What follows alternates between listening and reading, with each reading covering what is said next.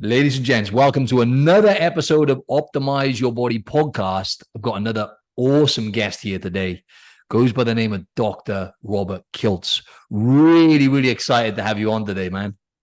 Martin, it's really a pleasure. I enjoyed conversing with you a couple of weeks ago. It was really spectacular. And we're learning so much by podcasts and meeting people all around the globe. 100%. And speaking of meeting people, we got connected through our friend Dr. Phil Ovada, right? Ovadia, should I say? Yes. Oh, Phil's awesome. Love that guy. Yeah, he's a champion.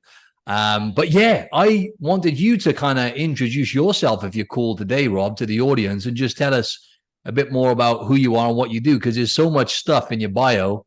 I don't want to mess it up. So I thought I'll leave you to introduce yourself today, my man, if that's cool. God bless you, Martin. Thank you so much. Well, I'm a fertility doctor. I'm trained in OB/GYN, obstetrics and gynecology.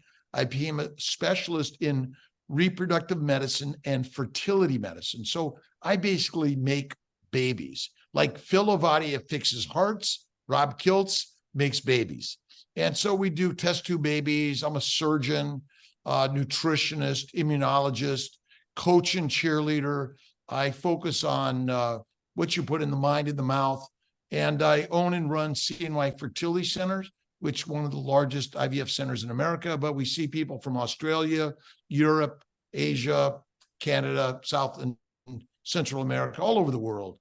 And so that's my focus. I sort of found the keto carnivore world about 15 years ago. I became a carnivore about 13 years ago myself, cleared up arthritis, psoriasis, kidney stones, migraines, bowel bleeding, hemorrhoids. And I realized that most of what we've been taught is wrong. And I went into medicine to help people. So I've decided to spend so much of my time and energy sharing ideas on health and wellness based on mental thoughts, what you put in your mouth, food, nutrition, and also whether or not it's exercise or it's you're inspired to do something. That's kind of where I'm at. Awesome. Curious to know what inspired you, Rob, to get into the fertility space and become an expert and specialist within that industry. Well, I was an artist in high school, potter, jeweler, and Mrs. Wong taught me ceramics, and I still make pottery today. Kiltz cups, you can find them online. And I broke a leg when I was 19 in junior college, not sure what I wanted to do in life. And I met a hippie doctor, and he inspired me to go into medicine. So I thought I wanted to be a hippie doctor and go into medicine and family practice, internal medicine. But I found myself attracted to women's healthcare and obstetrics gynecology. I love surgery, primary care. And I focused there for a while. I trained in California and Colorado. And I practiced at Kaiser for a year after my residency back in 1990, just a couple of years ago. And I met a doc who inspired me to go into reproductive medicine, Kurt Klooster. I was his assistant, but based on being assistant, I really became attracted to helping people that are suffering from infertility. And what I've found over the years, more and more people are suffering at younger and younger ages. It's all around the globe. Doesn't matter your economic status or your culture, gender. All of us are suffering. And so I started seeing my fertility back in about 1997 in upstate New York, and I've grown it over the years. And we integrate Eastern and Western medicine. We do a lot of acupuncture, massage, meditation, prayer, integrate some herbal medicine at times. And then about 15 years ago, maybe a little more than that, maybe almost 20 years ago, some of my patients were getting pregnant and I couldn't get them pregnant. And they were doing the paleo diet. We were doing yoga, meditation, acupuncture to help them because one of the biggest problems with fertility issues, which happens to all of us in so many things, is the emotional distress of the process prevents us from keep going. We get depressed and down and we just don't want to do anything. And so that's why I integrated massage, meditation, and mindfulness and those sort of things. And then I learned about nutrition. but we never, doctors aren't taught nutrition. And in fact, no one's taught nutrition because we're taught the wrong nutrition anyway. But I started on the paleo world, and then I found the keto world in Maria Emmerich. And then about 13, 14 years ago, I ran into carnivore. And I was teaching both paleo and keto, and now I talk a lot about carnivore. It fixed me.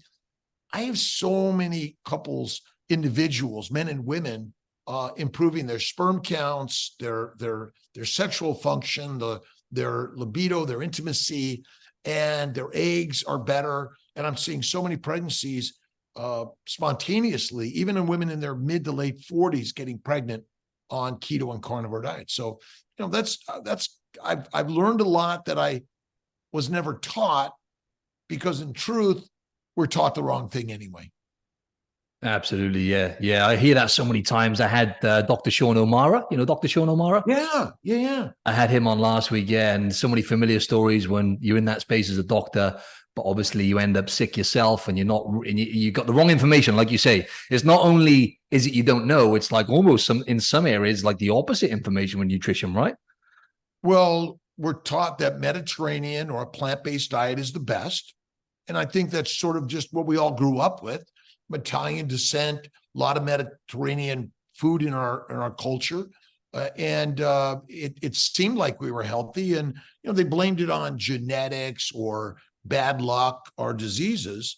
And I mentioned earlier that I suffered from many diseases, and I'd go to the doctor and it was like, well, here's a pill, a dissection, but no real digging and understanding about the cause.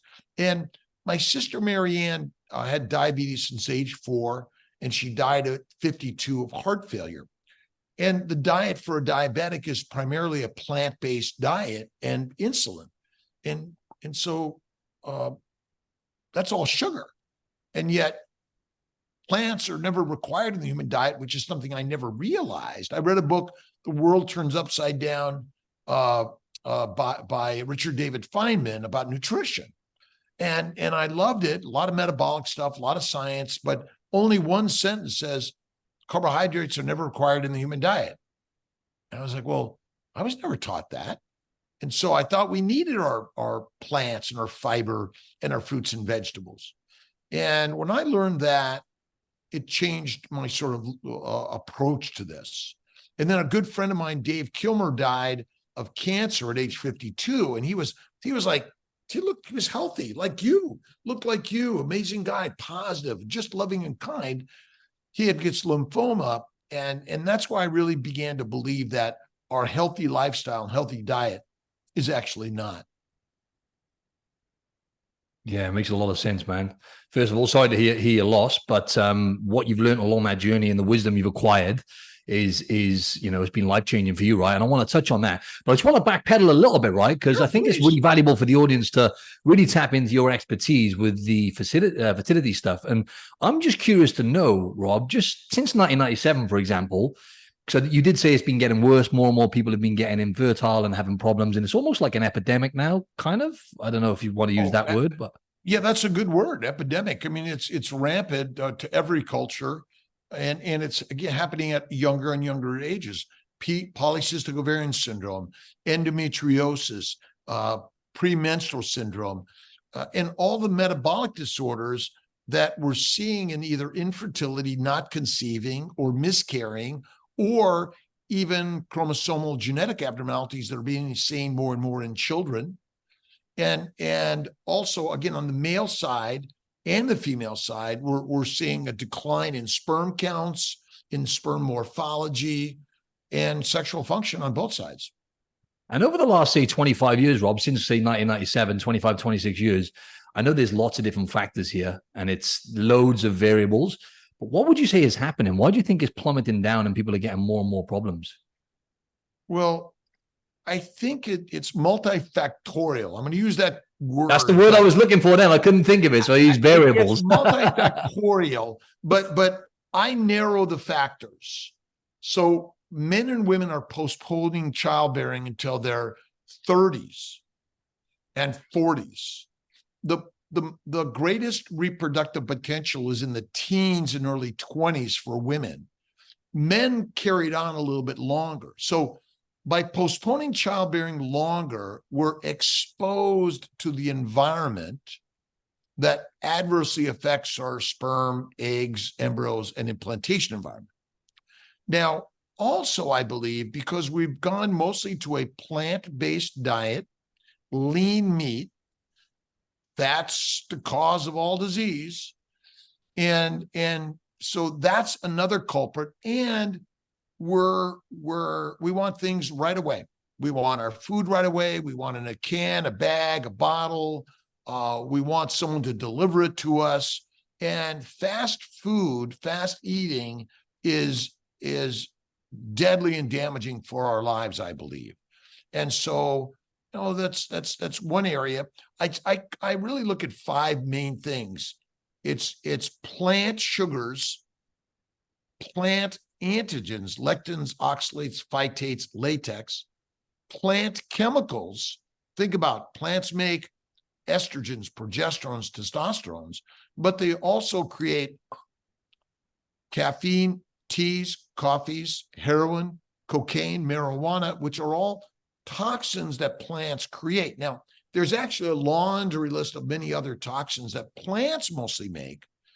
But now think about our environment, the smog, the dust and the dirt that's created by industrialization, and the number of chemicals that human beings make in order to control the environment, pesticides, which we spray on everywhere, which also contribute to damaged sperm and eggs, for sure, and other reproductive dysfunction, which I believe is happening in utero.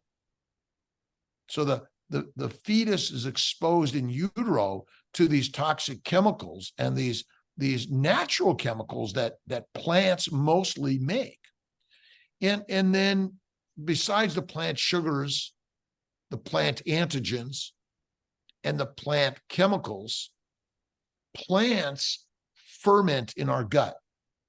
So fermentation makes alcohol, heat, gas, and aldehydes. So these are not good for us. Auto intoxication. So we're eating fiber and 3 to 6 meals a day, which means our gut is full of digesting food pretty much the day you're born to the day you die. So that means the liver is always on to convert the amino acids from proteins and the simple and complex sugars, simple sugars from plants to fat via insulin in the liver. But the liver gets damaged from the constant exposure of these toxins and antigens and sugars, which reduces the liver's function. So now the liver is not able to make the fat fast enough. All of these toxins spill over to the bloodstream and they begin to do their damage, whether it's a plant sugar, which glycates, I call that rust basically.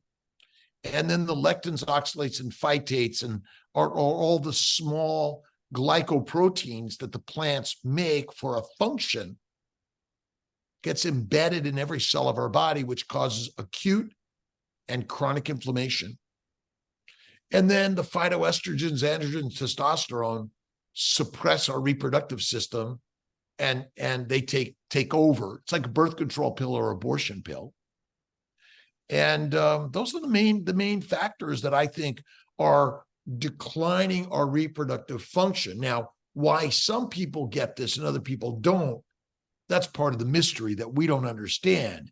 There may be an epigenetic predisposition for some people over others, but I think the diseases are happening more and more and more. I don't care who you are. Cancer's on the rise. Autoimmune diseases are on the rise. Depression, anxiety, suicide are on the rise. Criminality is on the rise, which I think is all secondary to a plant-based, low animal fat diet. And how much of a part would you say, or distinguish the difference between, ultra processed foods, right? Which we are getting absolutely, inundated with, and people are overeating calories, and, the average person is essentially fat and sick, right? versus, let's say, plants, let's say single ingredient plants, right? Whether that be broccoli, spinach, potato, whatever, they all contain compounds, as you say, which is why you and I have had our own journey, right? And which is why we eliminated these things. But if you compare that to ultra processed foods with lots of ingredients in which people are, overeating, what would you say like the difference is, and how much of a part would you say each of those play? Well, food labels, right? Oh, wait a minute. I can see that clear. Yeah.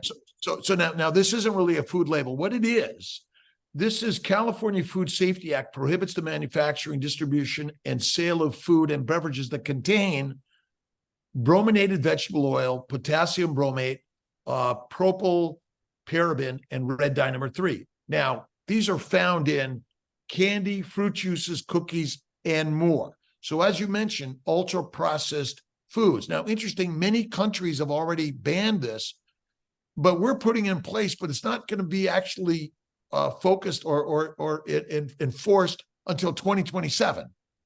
So, which is kind of crazy, but you're right. Foods that contain all these ingredients for preservation, for taste, right? We want it to taste just right. So what is it called? Anami, what's the word? Umami. Is that a word? Yeah. I think that, it's like, oh my God, that tastes so good. Yeah, highly palatable. Highly palatable, which purposely created either the scent, the taste, the look, the texture of foods that we can't stop eating them. And all these chemicals are part of either preservation or the palatability that we're all led to be addicted on, which are harmful with all of those, either the chemicals, the antigens, the sugars, or the fermentation of all those things. So, for me, it's bacon, eggs, butter, beef, salt. And if it's got a label on it, I'm like curious, like, I don't know. I go to local ranchers and farmers or the farmers market, or I know that where I'm getting my food that it doesn't have all these labels: beef, bacon, pork belly, eggs. The cream is one thing that sometimes I'm always looking at it. If it's got anything in it other than cream, I don't touch it. But, these are big things that I think are part of it. But I personally, for years, focused on fruits and vegetables and whole organic foods, yet I was getting sick. So it's hard to know which is the one that's more the cause of our problems. I'm not trying to blame anyone, and I'm not even blaming the food industry, because ultimately what we're learning here is that we have to take responsibility and learn more and be able to say, nope. Because you can't, if you try to, enforce it, that with government, they're always going to, what's organic on a government label, right? What does that mean? Is it really organic? Is it really grass-fed, pasture-raised? I don't know that I believe most of it. No, I'm the same as well. I like to make sure I know my sources now, my food, as much as possible, right? The Italian way, Absolutely. right? Grow your own, eat your own, isn't it? You know what I'm saying?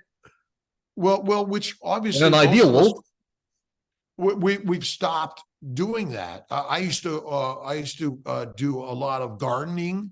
I never raised any animals for consumption, but we've all lost that. The majority of households, probably a few hundred years ago, which were mostly rural, were farms, and they grew the food, they raised the animals, and they consumed most of those, and they sold them local mostly. But then the industrialization of food happened, where basically it's mass produced and it's more and more being consolidated into only a few producers and distributors. And so we're duped into eating what is labeled as healthy food, nutritious food. And whenever I see the words healthy, nutritious, I'm always clean. I'm suspicious of all of that because they're marketing terms. 100%. So with the fertility thing, obviously we've got people essentially are just moving less. They're eating too many of those processed plant-based compounds and products. overeating calories at the same time. So obviously we know metabolic health and gaining fat, especially visceral fat, plays a big part. But you did mention at the start there, and this is like almost like a selfish personal question, but my girlfriend and I do want to have kids at some point. However, it does play on my mind a little bit because she's 31 and we're thinking, yeah, in a few years' time. But I'm like, what I wanted to ask you is because you touched on this at the start, people are waiting later. What's the difference, for example, on average, Rob, with, let's say, a woman who's 31 compared to a woman who's 21 in terms of her fertility on average? I know there's loads of different factors there. Well, you're most fertile in your teens and early 20s, and then it begins to drop. And by mid 40s, it's in low single digits for sure. And even earlier for more and more people, more and more women around the globe. It's hard to give an exact number to that, but you haven't been trying. I think early 30s is still good unless you have something else going on. But I see a lot of people that said, gee, we've been trying for 6 months in their early 30s, and they're already looking for like, okay, what's going on? And I would say that it's not a bad idea to think about freezing eggs earlier, sperm earlier, maybe embryos earlier, and certainly consider having your children earlier than later. If you're thinking about it, you should do it. And everyone's waiting to be ready to have children. You're never ready to have children.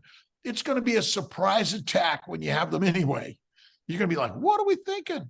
But yeah, I think that your conception rate is about 20% per cycle in your mid to late 20s, probably in your mid 30s, about 15 per cycle, 15% delivery rate. Your late 30s, it's about 10%, in early 40s, about 5%. And it may be lower than that, depending on what other secondary diseases you've already been labeled with, because everyone has asthma, some form of asthma. They have some form of hay fever. They have some form of anxiety. Very common to have sleep apnea these days. It's growing and growing. And so metabolic syndrome shows up as polycystic ovarian syndrome, PMS, endometriosis, fibroids. My daughter had fibroids, and she was in her late 20s, early 30s, and it got bigger. And so, these are all things that are secondary to what I believe, and I like to keep it simple, a plant-based, protein-based, low-fat diet, which ultimately proteins break down to amino acids. Amino acids go to the liver, and via the proper enzymes, they're converted to sugars. And the insulin in the liver must convert them mostly to fat, or you will be sick and or die.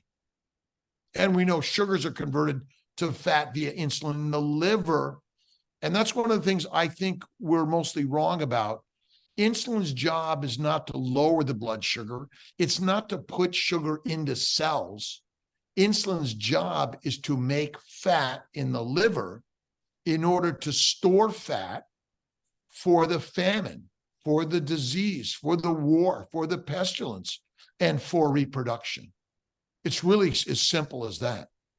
I really want to pick your brains on this, but another question I had on that, because with the male sperm count, right? Because one of my previous clients, she was high up in an IVF clinic, and she was actually saying here in Sydney that it was actually more of a problem with men having a low sperm count and, fertility issues.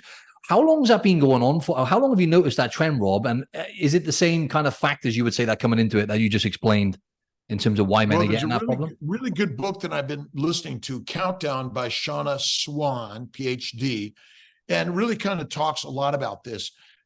How long has it been going on?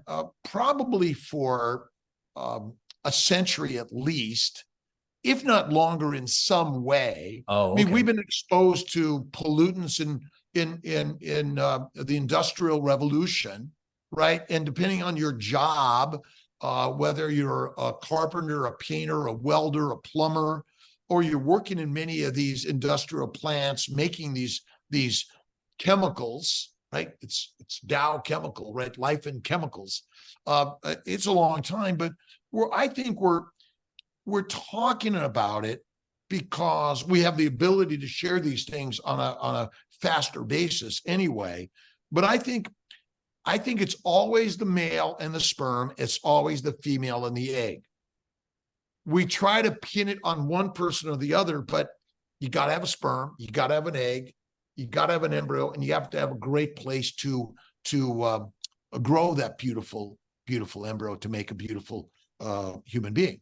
And so our exposure is happening in utero, but your mother and father and their parents and their parents and their parents were exposed to all of this environmental factors. It might be a lower amount or less frequently in the past, but that causes epigenetic changes that actually damage the DNA within that sperm or within that egg. We think it's all protected, right? Nothing's hermetically sealed. That's not going to change over time, whether it's radiation from outside of us. But remember, we're bombarded by stuff that's going right through us like we're hot, we're nothing, right? And the same thing is happening with all these chemicals, antigens, plant sugars, and then the fermentation of them from your gums to your rectum. And I bet even on our skin, we're feeding the microbes that create these toxins that will adversely affect sperm, eggs, embryos, and implantation environment. The trouble is it's a little hard to measure. You could look at sperm motility, morphology, count, and you could look at DNA fragmentation. But if everything looks normal on both the female side and the male side, that doesn't mean that everything's perfect. Because the only way to know perfection is to reproduce and create a healthy offspring that's able to reproduce and create healthy offsprings in future generations. Got you. And just to talk a bit more on your journey, Rob, with nutrition and what was the main kind of turning point. You mentioned all the stuff you were struggling with then. Sounds absolutely horrendous, by the way. What was the wake-up call? Was there like a moment for you, or was it just a gradual thing where like, I've got to fix this? Well, in my 30s, maybe late 30s, early 40s, I was kind of into Atkins, and I was a big runner, biker, swimmer, triathlete. I was always working to look good. And I didn't really notice very much in the physical problems. Although as a child, I had migraines, bowel problems, constipation, ADHD, OCD, dyslexia. I couldn't read. I was a troubled child. I was kicked out of school in a gang, couldn't read, my father in jail. And, did anyone ever think maybe it was the cereal or the bread or the pasta or the food or the environment? Never thought that. But in my 40s, I started getting kidney stones, and I had blood in my urine for years, and I still had migraines, but I looked good. I looked healthy, right? I lost a bunch of weight, but it was just short time. I kind of gained probably about 40 pounds in my early 40s, working and focusing on work. And then I started biking, running, swimming a lot. I focused on Atkins diet, and great. And it was when my patients were getting pregnant on paleo, that's when I decided I'm going to dig deep, because I always want to learn something that I can help my clients with. And, people were beginning to blog a little bit. I was actually blogging about 20 years ago on a website I had called Mind, Body, Smile. I was going through divorce and some challenges, emotional problems, depression. And I met a friend who taught me a little about mindfulness and meditation, focused on that. And I started blogging about positivity. I after reading The Secret, I wrote a book called The Fertile Secret, how we can use our mindset to help people get pregnant. But nutrition, I think, is one of the biggest turnarounds I've ever learned. And so I went from paleo to keto to carnivore. And what I've learned is that we label these things. And a labeling has us searching for really complicated scientific answers. Occam's razor says the simple answer is the one. I learned that glucose, sugars, are never required in the diet. And I believe that glucose and sugars are never the energy for the mitochondria. You may be able to make a small amount of ATP in the cytoplasm via fermentation, which is an old method of making energy for survival, but that was an ancient life form that we all evolved from, likely. But in understanding the human body, I had to figure out, well, if glucose is not the energy, what's it for? And I don't know how many people talk about glycosylation. No one. So the glycobiome, the glycocalyx, and glycosylation is one of the most important areas of science and all organisms contain a sugar layer. That's the layer on the skin, in the bowels. Every cell of our body contains a barcode of sugars that says friend or foe, self or non-self. And when I began to dig into that science, I'm fascinated by the science of it, but I even believe that visceral fat and obesity doesn't cause disease. It may be an indication that you're eating foods that make you look that way, but that's not the cause of disease. And so when I learned more about carnivore and fatty meat, my diseases are healed in 1 month. I stopped all my drugs. I used to have terrible upper respiratory stuffiness and hay fever. I used to use drugs every single day. I could not go anywhere without my nasal spray. And it took me 2 years to realize that I hadn't used it in a long time. And realizing that inflammation is the cause of all disease. And the leading cause of disease is a consumption of excessive plant sugars and other antigens, and also lean meat.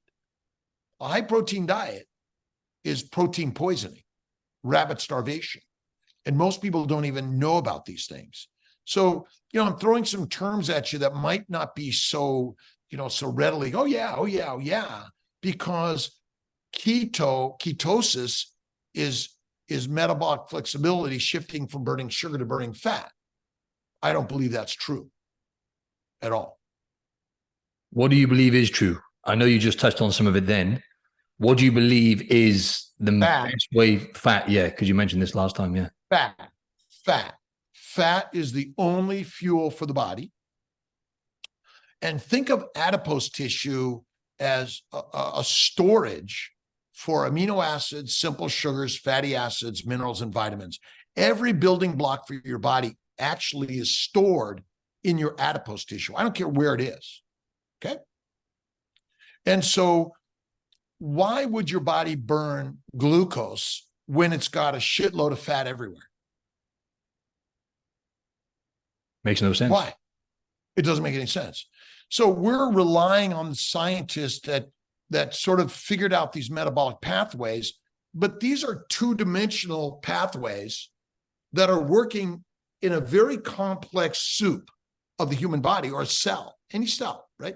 So it's not like glucose comes over here and becomes acetyl-CoA, and then it goes to fatty acids, or it goes to pyruvate to acetyl-CoA in order to go in the Krebs cycle. I believe that we're forgetting that if you don't eat for 3 months, what happens to your glucose level? It stays about the same. You're going to have some spikes here and there, but you lose fat, correct? Mm-hmm. You don't lose muscle mass. You don't lose bone mass. You lose fat. We know what someone looks like that doesn't eat for a while, right? Concentration camp, things like that. And so it really intrigues me to question all our science. Now, ketosis is such a great phrase that everyone Googles it. And then I'm going to use the same story that ketosis is. Well, first you burn sugars because it's fast energy. Yet you have acetyl-CoA is actually the precursor into the Krebs cycle or the TCA cycle in order to make ATP, CO2, and H2O. Why would you ever use sugar? But 80% of our proteins that are made in the endoplasmic reticulum and the Golgi apparatus must be glycosylated. That means all these amino acids that are in the cytoplasm must be transported into the endoplasmic reticulum, where a ribosome will grab them and they'll attach them to become a polypeptide and then finally a long protein. But then these sugars, and there are about 9 sugars in the human body, and glucose is just one of them that is bound to the protein to give it its shape, its charge, its pH, and affect its functionality. And so no one talks about glycoproteins, they're talking about proteins. So we're forgetting that the majority are glycosylated, and there are over 200 diseases of dysfunctional glycosylation. And the number one dysfunctional glycosylation turns out to be glycation. And so glycation, once again, is the binding of sugars, mostly glucose and fructose, to every and any cell structure of your body, because there's an affinity for sugars to stick to things because of their charges. And they create a negative charge mostly. And when the mucopolysaccharide layer or the glycocalyx is damaged, that causes leaky gut, leaky cells, leaky vessels, leaky lymphatics, leaky peritoneal surfaces, including leaky brain, which is what we're all suffering from. And leaky means you are losing from your cells things that should be in the cell, and things are getting into the cell that shouldn't be in the cell, including viruses, bacteria, yeast, and many other microbes and microscopic particles that are essentially dust and dirt that you breathe, eat, drink, and get in through your skin. That, we think on a macroscopic level, but have you ever seen a COVID virus? No. A cold virus? No. Never. But these things get into us, don't they? Mm-hmm. Now you have to wonder about all the gaseous compounds in the air, in our homes, at work, all over. And there are other pollen, other plant particles, and other microbe particles that are everywhere that cause inflammation. And I always come back to plants are not your friend. And my good friend, Dr. Anthony Chafee, plants want to kill you. And they also want to control you. If you think about it, how many people line up for hours for a ribeye steak? We're lining up for plant food, coffee, tea, alcohol, pizzas, pasta, bowls of rice, right? We'll fight for it all over the world. But a ribeye steak, we hunt. We're the hunters. We don't need to stand in line for anything.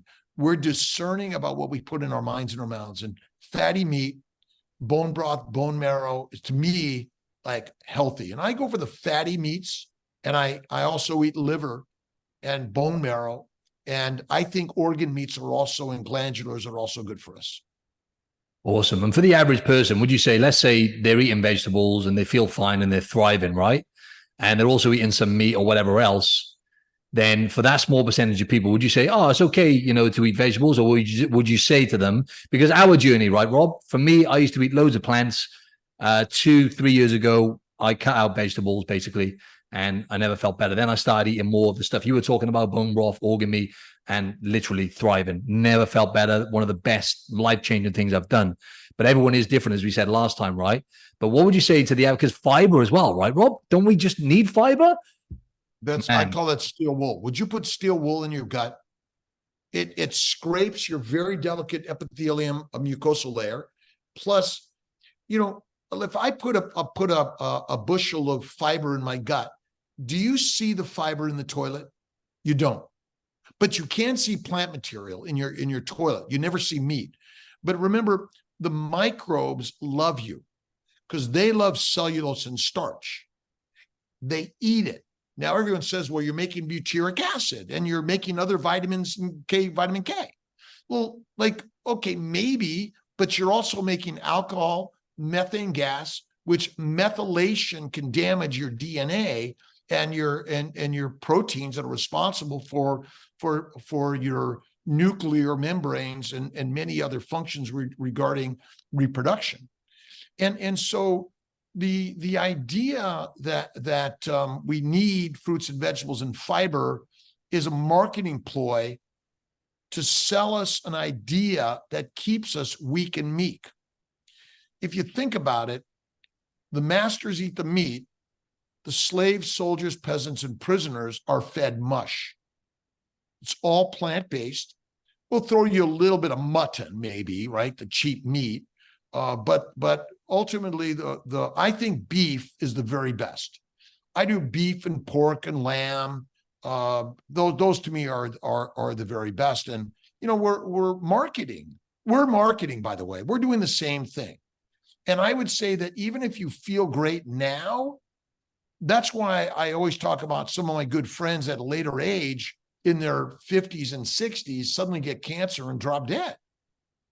And the question is, well, why? I believe it's the silent, slow, inflammatory process that's happening secondary to a high plant-based, high protein-based, low animal fat diet and 3 to 6 meals a day, which is like a grazing animal. And the last I looked, we likely came down out of the trees and we knew how to hunt and eat the grass eaters, not the grass.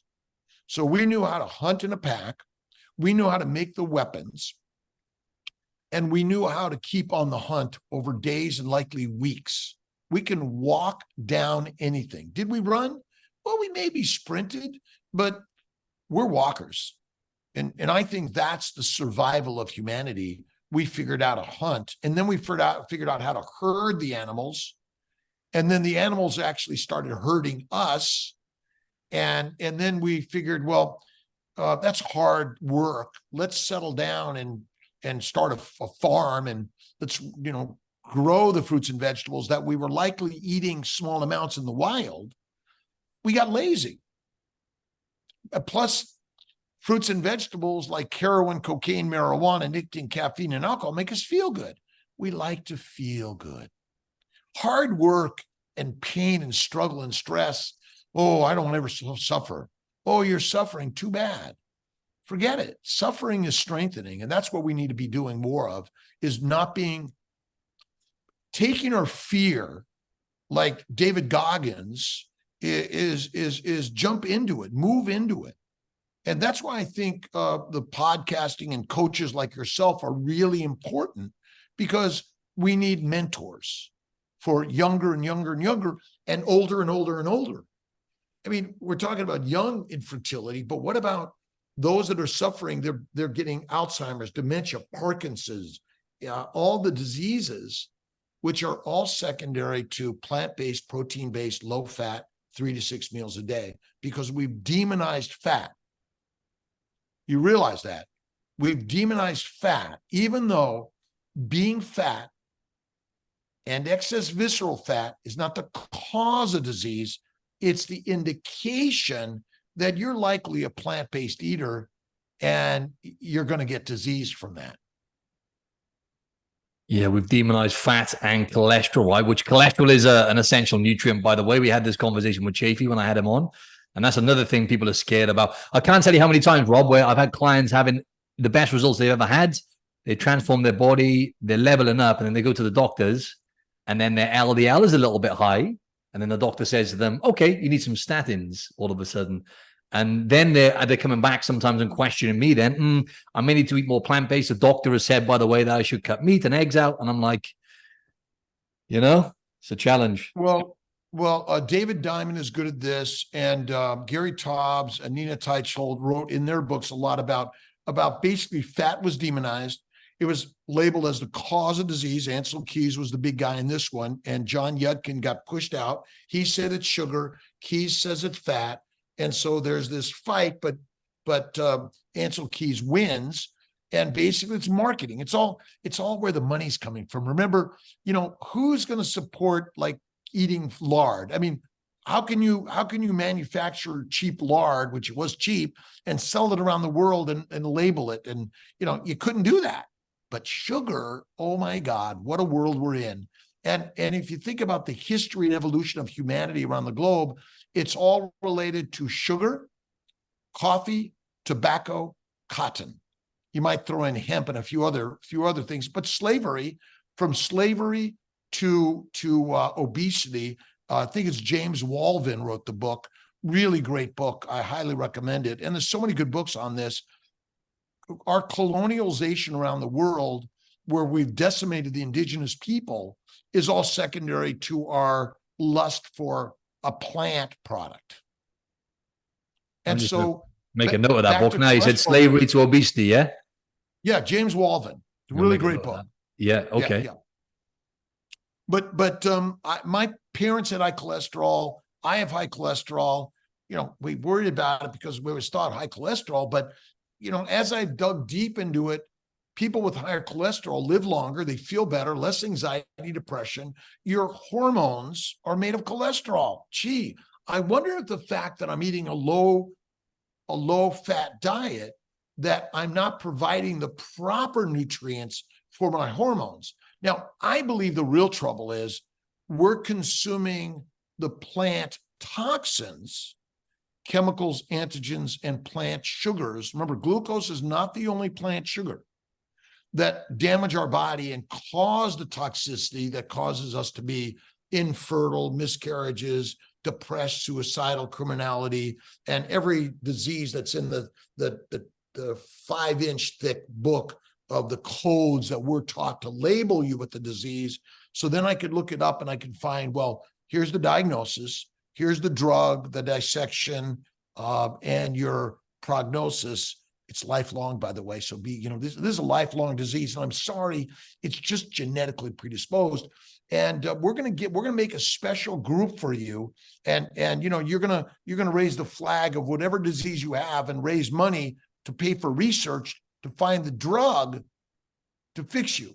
But it never does. It keeps you feeling like you're better, but you're not. Makes a lot of sense, man. And how old are you now? Did you say you were 69 last time? Did I get that right?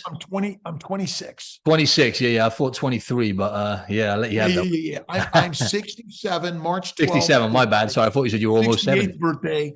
I mean, I've never felt better in my life. No, this doesn't mean things don't happen to you, by the way. Carnivores still can be run over by a car or fall off the slopes or, a cliff, or they might get an infection. They might get a spider bite that causes damage, disease. I got bursitis. I just had 10 cc's removed from it. And, and the doctors don't know how it happened. And, it's so things happen even to carnivores. But you're living proof. You're living proof, though. You turn things around, right? Like that was only like 3 years ago. It's a lot better. It's a lot better. Well, the fact that you're thriving, man. Look at your energy and how you look and everything else for 67, and you turned that round in your 50s, right? To optimize things. 55.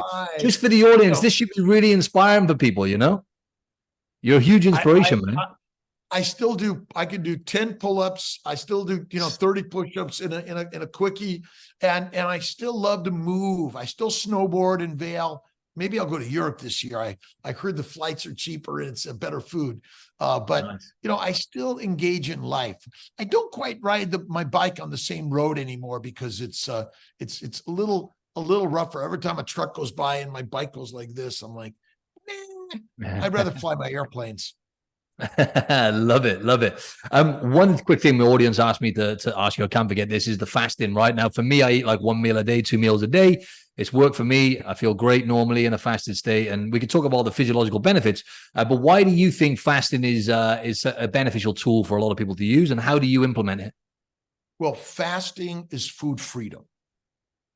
It's hard to do, but once you do it, it becomes easier and easier and easier, and you feel the benefits. Think about the spiritual context of fasting for thousands of years. And if you want to heal from a disease, don't eat. And so, but the physiology is remarkably simple. And the most important thing is you must empty the gut. If you don't have an empty gut, you're not truly fasted, because for most people, they're eating a plant-based, protein-based diet, low fat. So that means those carbohydrates might take days to digest and leave the gut. Okay? So as long as they're at least in the small intestine, you're secreting amino acids and simple sugars into the hepatic portal bloodstream to the liver. See, all the blood flow from the GI tract goes to the liver. You wonder why would it do that? Because the liver is the master converter of amino acids and sugars to fat.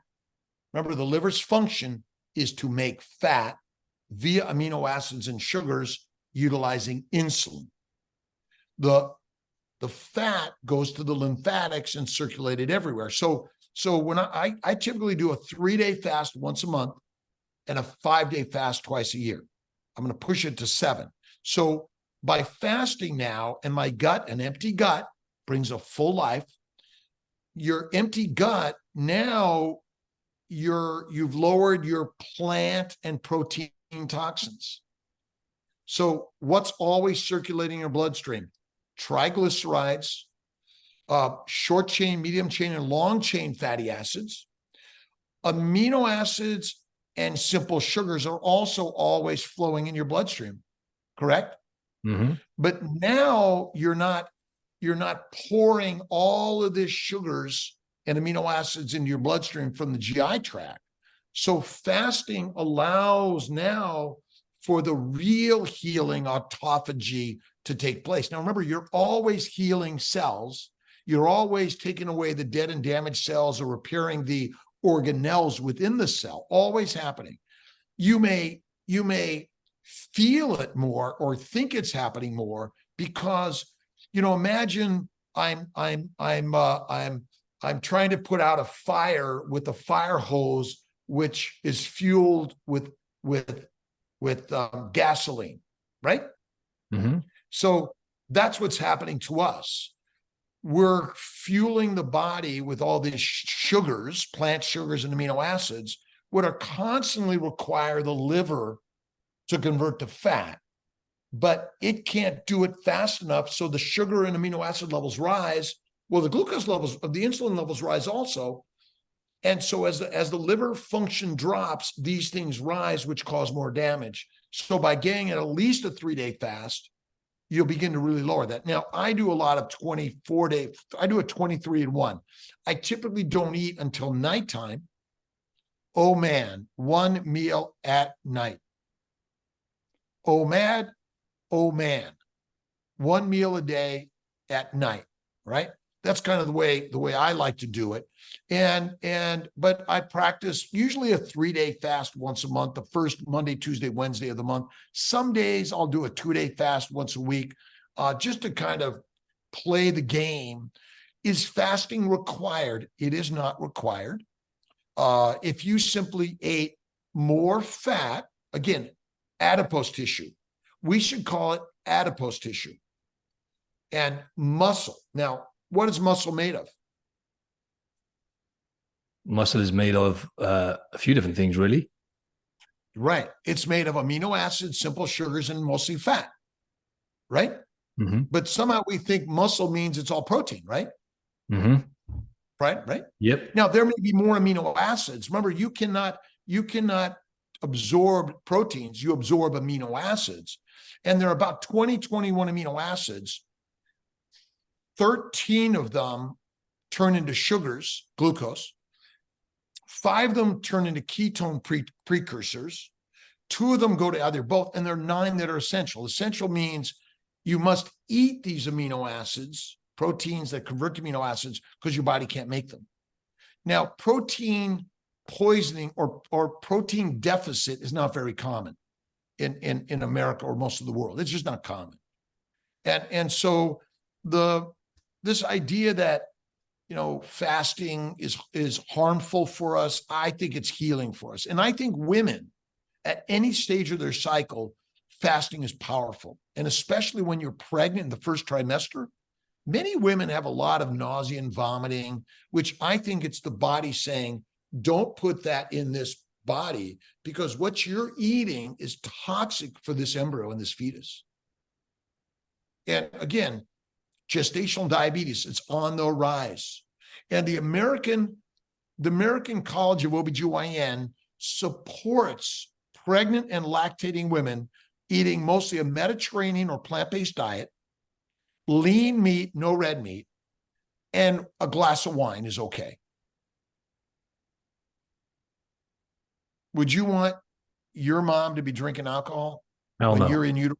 Never. Hell no. Thankfully, my girlfriend doesn't drink, but well, this is great. But it's interesting. Remember, you may not be drinking it, but you're making it if you're eating a high plant-based, protein-based, low-fat diet.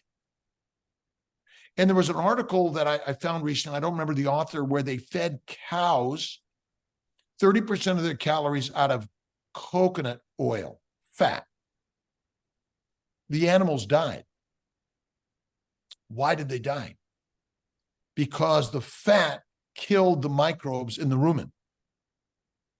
And the cows require the microbes to break down the grass, grains, and fibers. But when we eat fat, it also kills the microbes, which actually are deadly for us. So I think eating a plant-based, protein-based diet, which comes with a lot of microbes, is not good for us. And a probiotic, prebiotic, I also say is deadly for us. Mm. Love it, man. So many knowledge bombs here, so much value in this episode, my man. I just love to kind of wrap this up with. Yeah, take your time. I'm good. Yeah, no, all good, man. Just in terms of what because, I don't really like necessarily, it's good to show what you eat in a day so you can show people, right? But you said this in your content anyway, right? It's like do what's right for you, right? You got to do what's right for you. And I like the fact that you're like me, you like a little bit of dark chocolate here and there every now and then, don't you, as well? So I was good to hear. I was like, he is human after all that. Oh yeah, look at. I do. Look at. I'm not a purist. I drive cars, fly planes, walk across the street. I mean, injury and death happens from many things. We breathe the air, drink the water, we live in the environment. Is eating a plant the cause of disease for most of us in a short amount of time? No. Is sugar addicting? Sure it is. I didn't do coffee for over a year. I didn't drink alcohol. I mean, I rarely drink alcohol anyway. And I can say no, and I'm really good at it. But I know my body and how great it feels on a very high fatty meat diet, about a fistful a day. And that's kind of my mode. And we are different, but we're not different. Okay? If I look under a microscope, can I tell who you are at your cells? I can't. Okay. Now I may be able to look at your DNA pattern and match it up with other people. See, I don't know who you are until I can match it with other DNAs that I find links to that. But ultimately, we all burn fat for energy. None of us burn glucose. Can't do it. Impossible.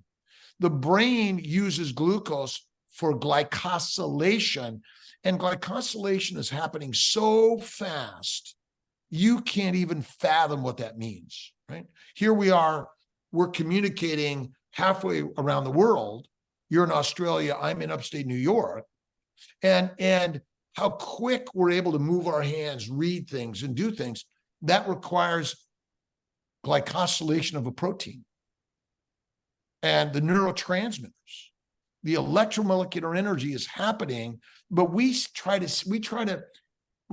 take the science and put it in unique little packages like you and I. But protein poisoning is a real thing if you eat plants and protein without fat. And there's a really good one. Just look at Wikipedia. And they talk about the rabbit starvation, and the Romans basically were dying of dysentery, secondary to lean meat and no fats, and they were eating grains. And if you look at James Henry Salisbury, he's another great one to look at to help on this journey. But yeah, we're all unique and different, but we're not.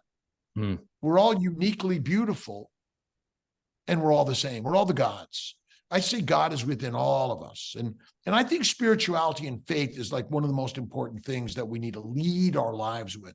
And we need to see God in everyone and everything. I don't care what you label God as. I don't, each of us has our own label and definition, but I think that's something important. Maybe we're not talking about in science and medicine and the nutritional world. But I think that's really, really important to talk about. So 100%, 100%. Dude, I could talk to you forever, man. I wish I could stay on and talk for longer, but I'd love to know what's next for you, my man. Well, I got to show you real quick.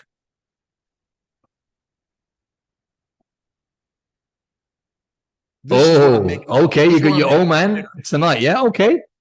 Ribeye.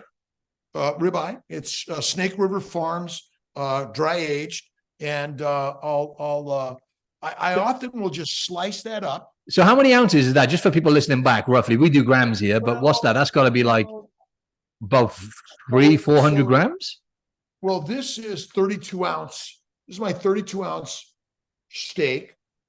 I cut it. I cut about, maybe it's about 10 ounces. I get about a third of this per meal. And it has a lot of fat. Okay. And I making me hungry now, mate. And I cook it in a pan under the broiler, so all the fat is collected, because I don't want to lose it. I don't cook on a barbecue because I don't want to lose the fat. I want to use the fat. And again, fat suppresses inflammation. It contains all the building blocks for your body. Now, raw meat is better for you than cooked meat because if you haven't read Pottinger's Cats, it's a really good one. Pottinger fed cats cooked meat, pasteurized milk, raw meat, raw milk, and the raw eaters were healthy and well, and their generations in the future were healthy and well. And if they were cooked meat or pasteurized, they were not. So I do a lot of where I'll just slice this up into small little pieces, thin, dry it in my refrigerator a little longer, put some salt, and I use this as my beef jerky. It's not soaked in anything. It's just the natural meat, dry aged in my refrigerator on a rack. That's all I do. And put a little Malden Redmond sea salt. And sometimes I'll have an egg. Sometimes I'll put some butter and a little bit of blue cheese, but I know, right? Epic, man. I know I'm literally getting hungry now. You know what I'm saying? I'm like, wow, I now want a steak. Where can, go on. Well, I was going to say, this is our problem in the world. If you're an alcoholic or a drug addict, and we just had alcohol and drugs at your whim, you can grab them, there's no way you're getting off that stuff. So what we've done with food is we've made it so palatable, but it's everywhere. It's everywhere. And so, my mission in life is to share keto, carnivore, faith and fitness, and being passionate about life. Whatever you're doing, I'm a doctor, I'm a pilot, I'm a father, I'm a partner. I do pottery and building furniture, and I'm a surgeon. And so be whatever you want to be in life. And if it's hard or scary, even more the reason to go do it. I love it. Suffering equals strength. I love that. You said that earlier on. That is gold. Yeah. So Dr. Kiltz is the best place. Just Google Dr. Kiltz, DoctorKiltz, Dr. Rob, hey you, Kiltzy. We're on Monday through Friday at 7:30 p.m. Eastern time. I'm sorry, 5:30 a.m. Monday through Friday. I'm on live. I do a Zoom meeting 7:30 p.m., 8:30, which is 10:30, I think, your time on Monday night. And then I do a live on Sunday. But you can just Google me. That's awesome. Well, half the audience, believe it or not, half my audience is in the US anyway. So fantastic. So I'm going to put all your stuff in the show notes. But you can find, what was the website again? Say that one more time. drkiltz.com. drkiltz.com. Easy. And you got to check out his Instagram as well. Your content on there is amazing. Check out his contact there. It's just at Dr. Kiltz, right? Yeah, Dr. Kiltz, whatever it is. And just in Google Dr. Kiltz, it's there. You know, and we're all learning together. And the more lights we turn on to share this idea, the more people are going to come up to the lion's way and feel better. Even if you're eating some fruits and honey from time to time, that's okay, but not all the time. Love it, man. That's what I love about you, man. You're not dogmatic about things. You just share, you know, what's worked for you and what's worked for all the other people that you've impacted, and obviously science as well. You can't really hide from that. Hey, thanks a lot for your time, Rob. Really, really appreciate it. And there's so much gold in this episode for the audience. So thanks again. Martin, I love you, man. You're amazing. Have a good one. Thanks, man.